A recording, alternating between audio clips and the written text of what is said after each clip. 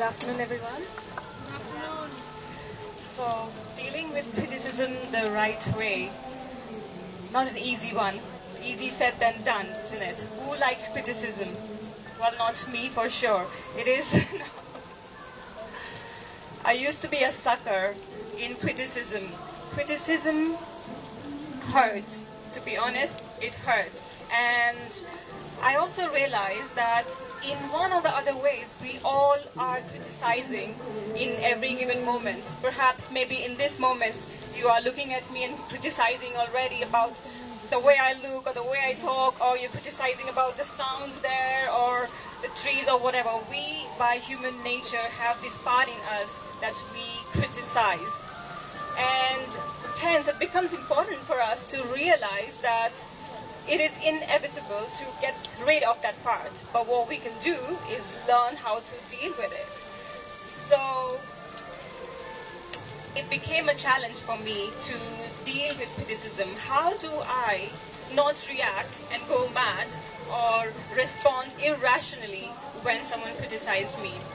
So it happened, I think the biggest test for me was when I started my business, which was called Exploring Femininity. So it was all, I was into the teachings of the divine feminine, the sacred ancient wisdoms, and I thought, why not talk about this to the modern day women so that we can understand and create a more sustainable living using those ancient wisdoms that already existed around us. So I was really excited. Here I put myself out into the world, and I was really shocked to see how people criticized my work right from first week. I thought I was doing a great job. Yes?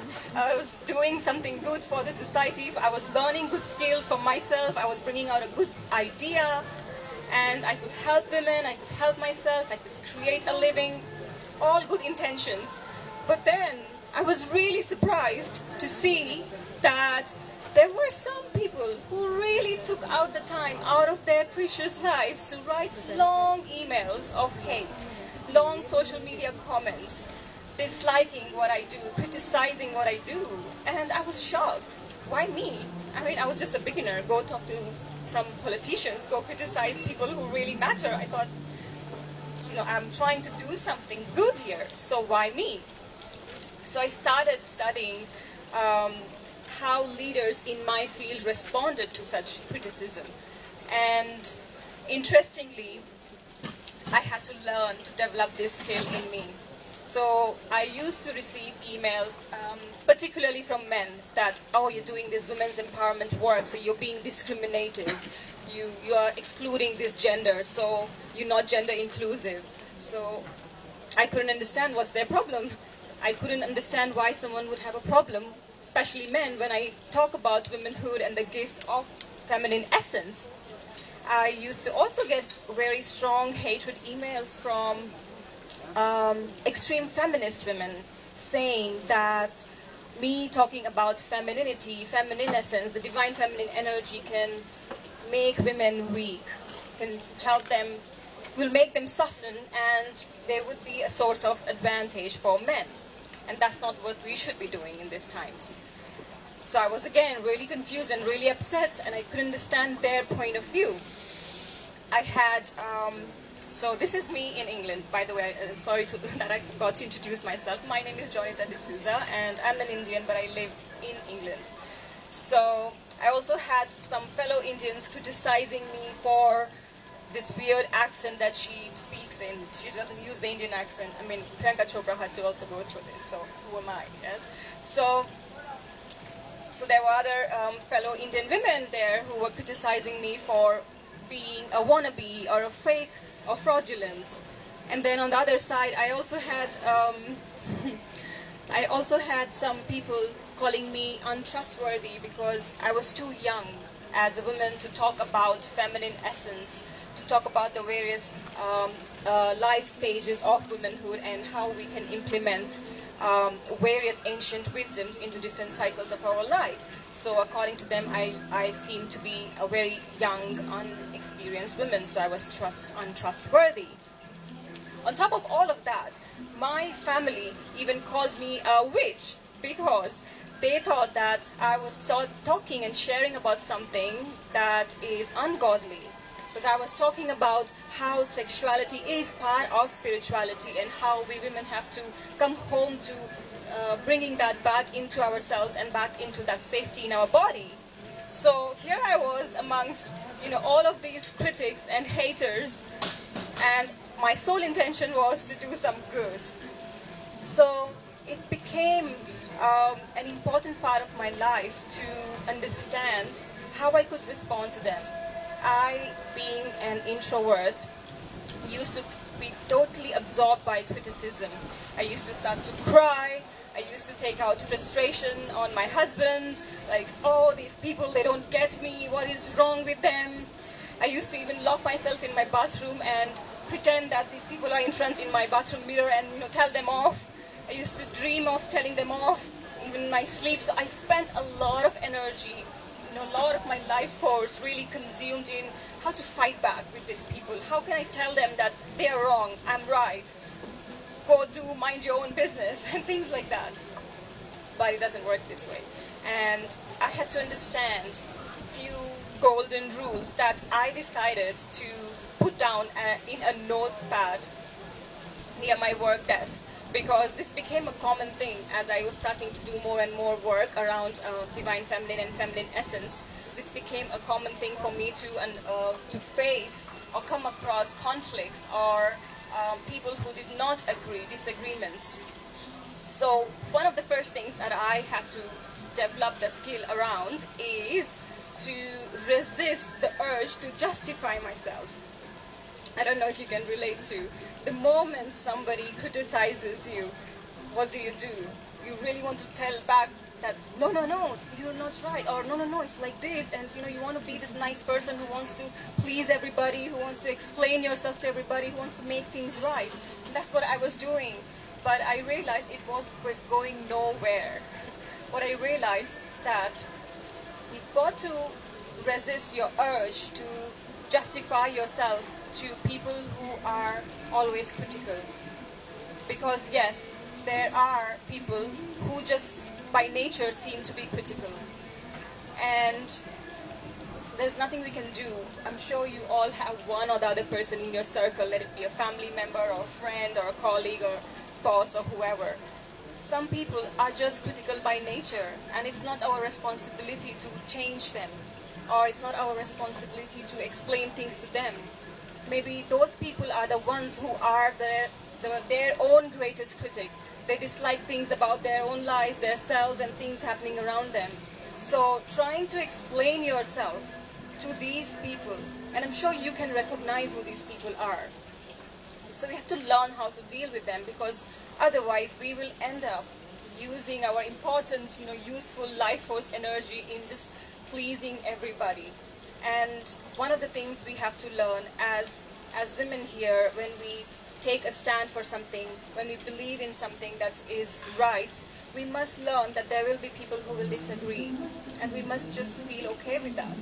We're not here to again fall into this people-pleasing role that we've been, learned or taught to throughout our upbringing, societal conditionings.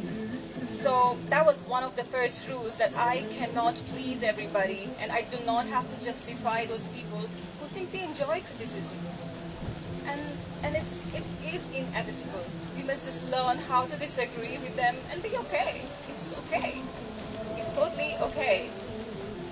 So, and then I used to just respond saying, thank you, that's an interesting opinion you have about me, thank you.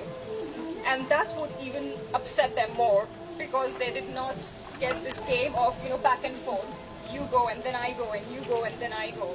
And this made me focus on my energy on the things that mattered to me, rather than, them, or allowing them to suck my energy. So that's one of the first rules. Please resist the urge to justify yourself to people who are critical by nature. Another thing that I had to remind myself is to trust myself. Trust your strengths. There are things that you are really good at, and it is true for each one of us who are here. We all are good at something or the other, and we know that. We just have to begin to embrace and trust ourselves in that, so that when someone else criticizes you on that point, you know that you don't have to go into self-doubt or self-criticism. So when people used to tell me that, oh, she speaks in weird accent, she's trying to fake it, she's trying to act like a wannabe and da-da-da, so I have to just remind myself that, no, I know myself, I mean well, I'm not faking, I am going to keep doing what I'm doing, and that's it. You know, you have to really, really trust yourself in the things that you are good at. And finally, do not take criticism personally. It does not define you. When you do a mistake, it is just an action or a behavior, and all of that can be rectified. It does not define you as a person. So when your friend, your partner, your husband, your client, or your boss criticize you, use this as an opportunity to think. If there is an area where you can really improve. So for me, I do not take all criticism, because all criticism does not matter. But you really have to go deep inside yourself, feel into yourself, and ask yourself, is this really true? Because most of them will not be the truth, because it's just someone else's opinion. It's not the truth about yourself. It's okay to make mistakes, it's okay to be criticized, it's not okay to beat yourself about that mistake, and it's not okay to be ignorant and keep repeating those mistakes. So if you feel that, oh, maybe that person told me that I didn't do this very well, maybe I should really look into it. Yeah, I feel so too. And that gives you an opportunity to improve yourself, to strengthen your gifts. And this is what life is about, you know, all the time inquiring into what else you can do to make yourself better, to enhance the gifts that you already have. And that's what growth is all about. So that's what I wanted to share through my experience on how you can deal with criticism. Now when someone tells me she's too young to talk about these things, I knew that I have done the hard work in growing myself and teaching myself the techniques, the skills, the facilitations, the practices that could enable me to encounter that. So it allowed me to use my gifts in a more profound way, and I'm really grateful for that. So, thank you for listening. Any questions?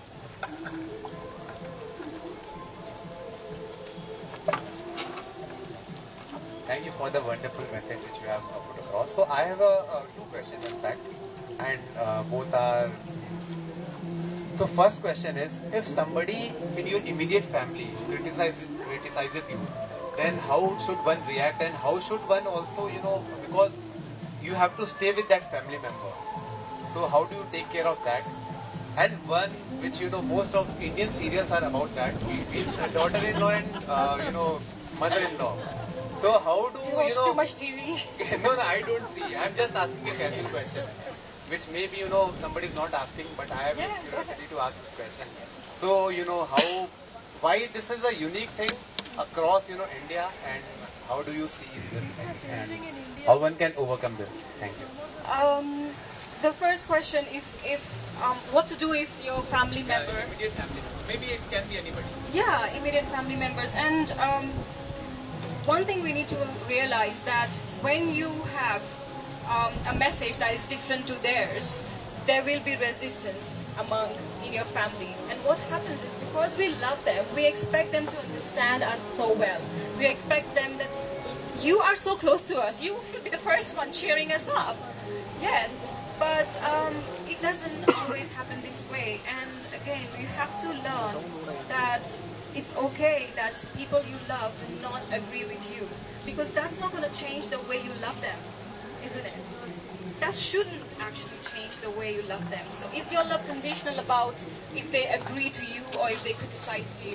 Which is why it's really important to trust in your strength, and if you really are clear on what you're doing and why you're doing, then you stop the need to please the people around, and then you can love them unconditionally, irrespective of what they think of yourself. So as I said, like some of my family members, I come from a Christian family, and they think that I do some witchcraft because I teach about, you know, things that are not in the religion.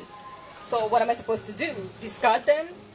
it's their belief. I cannot change them. It's similar as they're expecting me to change. So how can I expect them to change for me? So we need to allow each other the space to grow, and also realize that these are not the people that that will require this information, because they're not ready. They have their own journey. We have to learn to disagree and still continue to love if they're our immediate family members. So I know it is really difficult. It hurts, but it's a practice, it's a skill, and it's a lifelong practice.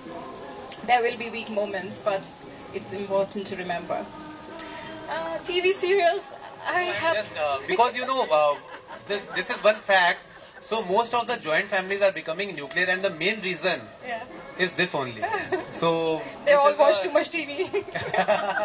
No, the second thing is, most of them have stopped watching TV as well. So thanks to mobile, most of the people are in mobile today, but still this problem persists. Yeah, well, it's really hard to talk about the collective. I think, the change begins from one person. And we all are here because we believe in some kind of change, and we will take it out to the society. So that's all I can say. Media will show whatever. You don't have to believe everything, and actually just stop watching all of those things because they don't serve you well. But yeah, you cannot speak for the collective, why the collective is this way. It's what has been portrayed, and people learn from TV a lot. So it's not a right source of learning, to be honest, those serials and dramas. And I'm really happy that women are here challenging those norms, as you said, like you stop watching TV, and women are challenging the old ways of beliefs that no longer are serving them. And places like this make it even easier. So we must continue this.